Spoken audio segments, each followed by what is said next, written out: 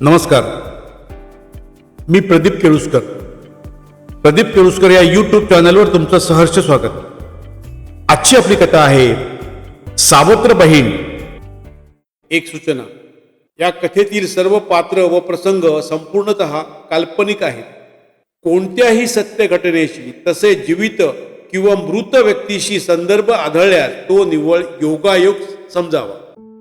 तर आता ऐकूया माझी कथा सावत्र बहीण. गेले काही दिवस मी आईला काळजीत पाहते. काय झाले हे मी तिला विचारले, पण ती काहीच बोलत नाही. सतत कसल्या तरी विचारात दिसते. माझ्या कॉलेजची ट्रिप मध्य प्रदेशला जायची ठरली. तेव्हा मी आईला म्हटले, आई, आमच्या कॉलेजची ट्रिप मध्य प्रदेशला जाते, मी जाऊ का ट्रिपला? आई माझ्याकडे पाहत राहिली आणि हळूच म्हणाली, नको ग. का नको? सध्या पैशाची अडचण आहे का? मी गप्प बसले. खरं तर बाबा गेल्यापासून आईने माझी हौस मौस थांबवली नव्हती, पण आज ती नको म्हणाली. खरं तर गेल्या काही महिन्यात घरात फारसा खर्च झाला नव्हता आमच्या, किंवा कसलं संकट आलेलं नव्हतं, तरी सुद्धा आई नको म्हणाली. बाबा अचानक गेल्यानंतर आईला त्यांच्या बँकेत जॉब मिळालेला. मी आणि आई दोघींचा संसार. आम्ही काटकसरीत राहायचो. लहानचं घर होतं. या आईच्या पगारात छोटी मोठी हौस करायचो. माझ्या हौसेला आईने कधीच काही नाही म्हटलं नव्हतं, पण आज ती नको म्हणाली. का? मला एक काका आहेत, ते डोंबिवलीला राहायचे. कधी मधी फोन करायचे. बाबा असताना आम्ही तिघे त्यांच्याकडे घरी जायचो. ती मंडळी आमच्याकडे यायची. बाबा गेल्यानंतर ते पण नातं लांबच गेलं. आईचं माहेर दापोलीला. दापोलीच्या घरी आईची सावत्र आई आणि सावत्र भाऊ. आईची आई तिच्या लहानपणीच गेलेली. मग तिच्या बाबांनी दुसरं लग्न केलं आणि माझ्या आईचा वनवास सुरू झाला. आईची सावत्र आई तिला छळू लागली. तिच्या बाबांचे काही चालेना, त्यात त्या सावत्र आईचा मुलगा झाला. मग हिच्याकडून सर्व कामे करून तिची आई घेऊ लागली. छोटा सावत्र भाऊ मात्र मोठ्या ताईला चिकटून असायचा. ती पण भावाची लाड करायची. आईच्या आतेमुळे ती शाळेत जायला लागली. जोमाने अभ्यास करू लागली. मुंबईत असली तरी आते भाचीकडे लक्ष देऊन होती. घरची सर्व कामे करून आई तिच्या वडिलांना विड्या वळायला मदत करायची. पण विड्या वळून पैसे तरी किती मिळणार? तुटपुंजे पैसे. त्या छोट्या भावाचे लाड. आळशी सावत्र आई.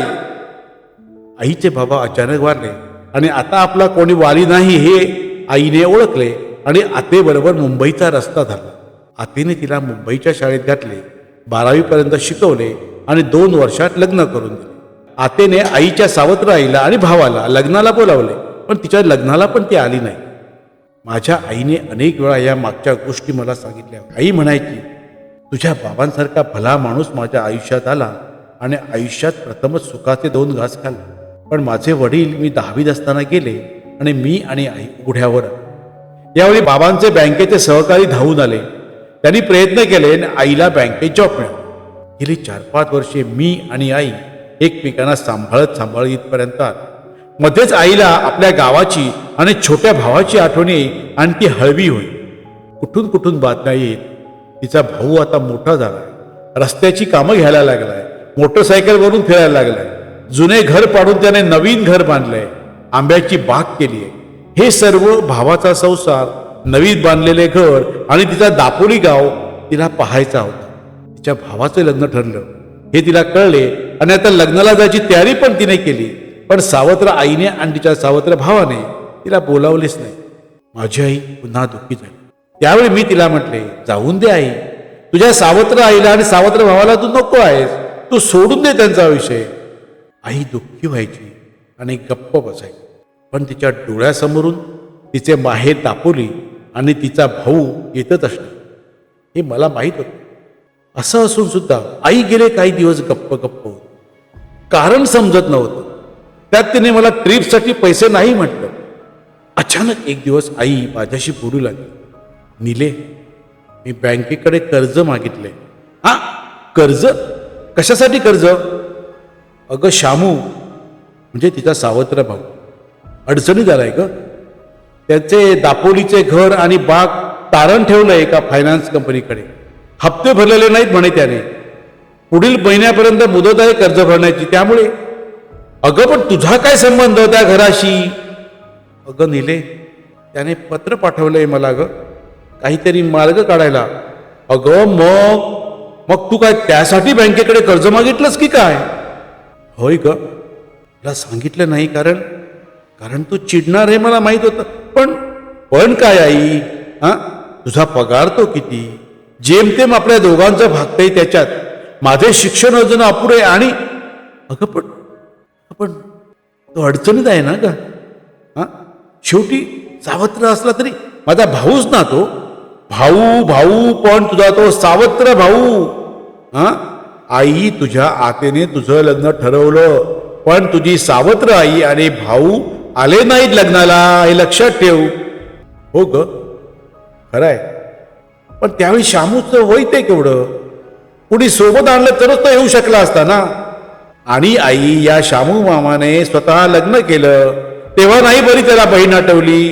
हा तू तयारी केली होतीस ना लग्नाला जायची, मग आमंत्रणच नाही, मग बसलीस रडत. झालं ते झालं ग. जुने उगाळ बसायचं का आता? झाली त्याची चूक, पण मोठ्याने छोट्याला क्षमा करायची असते ना. म्हणजे तू क्षमा केलीस पण आई? अगं मग कोणत्या तोंडाने पैसे मागतोय शामू मामा? खरं तर त्याने पैसे मागितलेलेच नाही, पण आमचा शेजारी आहे ना दापोलीचा किसन, त्याने त्या फायनान्स कंपनीकडे पेपरमध्ये दिलेली नोटीस पाहिली. त्याची मला झेरॉक्स पाठवली. ती नोटीस पाहतात मी अस्वस्थ झाले ग. काही झालं तरी माझ्या माहेरची इस्टेट आहे ना ती. त्या घरात मी, माझी आई, बाबा राहिलो. माझा जन्म पण त्याच घरातला. माझ्या बाबांनी त्याच घरात शेवटचे डोळे मिटले. माझं अख्खं बालपण त्या घरातलं, ते माझं घर आणि परिसर, त्यातच शामूने झाडे लावली. या सगळ्यांचा लिलाव होतोय. अगं कसं सहन करू मी? अगं आई, या तुझ्या सावत्र आईने तुझा छळ केला म्हणतेस, तिच्या त्रासाला कंटाळून घर सोडलं म्हणतेस, आणि तू हे घर चालवायला निघाली आहेस. होय ग निले, त्या घरातून मी बाहेर पडले असेल, तुझ्या बाबासोबत लग्न करून या शहरात राहिली असेल, पण घर म्हणलं की आठवते ते दापोलीचंच घर. होय निले, त्या घरातून मी बाहेर पडले असेल, तुझ्या बाबासोबत लग्न करून या शहरात राहत असेल मी, पण घर म्हटलं की आठवतं ते माझं दापोलीचं घर. तो आमचा परिसर आणि ती आमची दापोली. कमाल आहे तुझी आई, खरोखर तुझी कमाल आहे. हात जोडते मी तुझ्या समोर. या शामू मामाने एवढे कर्ज का घेतलं आणि का फेडले नाही याची तरी चौकशी करायची. ती चौकशी केली मी नीलू. मध्यंतरी तो राजकारणात होता ना, राजकारणात घुसला होता, जिल्हा परिषद निवडणूक लढवला, खूप पैसे खर्च झालाय, पण आता निवडणूक हरला. अगं आई, पण तो असंच करणार आहे? दरवेळी काय तू मदत करणार आणि कर्ज काढणार? नाही ग, याच वेळी त्याला मदत करेन. सर्व कर्ज भरून घर मोकळं करेन. किसनला म्हणालाय तो, पुन्हा राजकारणात भाग घेणार नाही. माझी चूक मला समजली आहे. एकदा मला यातून बाहेर पडू दे. अगं मग तू कर्ज काढून एवढे का करतेस आई? कारण ते माझं माहेर आहे ना ग. ते माहेर आहे माझं, दापोलीचं घर.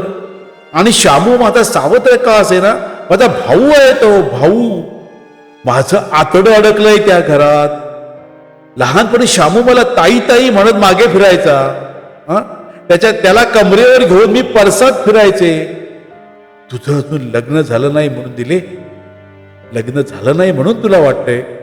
कसंही असलं ना तरी माहेर ते माहेर असतं ग. त्या माहेराचा लिलाव झालेला मी नाही पाहू शकणार ग. या तडफदार माहेरवाशिनीला मी पाहतच. तर मंडळी, कशी वाटली माझी ही कथा? माझे प्रदीप केळुसकर हे यूट्यूब चॅनल सबस्क्राईब करा, बेल आयकॉन दाबा आणि तुमच्या मित्रमंडळीमध्ये शेअर करा. आणि आपल्या खालच्या कमेंट बॉक्समध्ये तुमच्या कमेंट्स अवश्य लिहा. तसेच माझ्या व्हिडिओला लाईक करा आणि शेअर करा. धन्यवाद.